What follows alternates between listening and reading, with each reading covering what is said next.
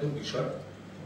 কোন একটা বিষয়ে তদন্ত চলেছে, আইনের পথে চলেছে, তদন্তকারী সংস্থা, কেন্দ্রীয় এজেন্সি, কখনো সিবিআই, কখনো ইডি, যে কোনো ব্যক্তি গ্রেফতার হয়েছেন এবং তার তরফে জামিনের আবেদন করা হয়েছে, আইনেই আছে। কখনো জামিনের আবেদন আদালত মান্যতা দেননি, কখনো জামিনের আবেদন মঞ্জুর করেছেন।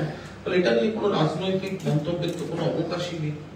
একটা চর্চা গতকাল থেকে চলছে যে শিক্ষক এবং অধ্যাপক সংগঠনের কমিটি ভেঙে দেওয়া হয়েছে। এ ব্যাপারে জানেন না স্বয়ং শিক্ষামন্ত্রী এবং ওই সংগঠনের চেয়ারম্যান ব্রাত্য বসু। এটা এই বিষয়টা নিয়ে একটা তোমাকে দেখে মনে হচ্ছে শশীতে ব্রাত্য বসু না আমি ব্রাত্য বসু। ব্রাত্য বসুকে জিজ্ঞেস করলো দলবের তরফের দা বলা, সেটা তো টুইট করে মানে এক্স হ্যান্ডেলে পোস্ট করে দেওয়া হয়েছে।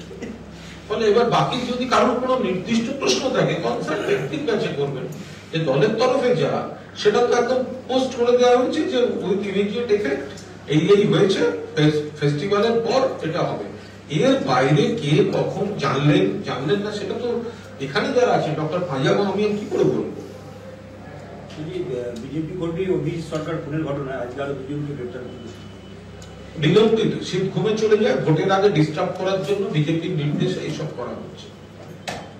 গতবারের বিধানসভা নির্বাচনের সময়ের ঘটনা, সেটা নিয়ে এখন এজেন্সি একে ধরা, তাকে ডাকা, সবাই বুঝতে পারছে। সিবিআই আর ইডির গতিবিধি হলেই লোকে বুঝে যান যে ভোট আসছে এবং বিজেপি সক্রিয় হয়েছে। সুতরাং এখন ওদের কোনো গতিবিধি মানেই এটা তাদের নিজেদের বিশ্বাসযোগ্যতার উপর আঘাত করা। গত মানে 4-5 বছরের আগের ঘটনা নিয়ে এখন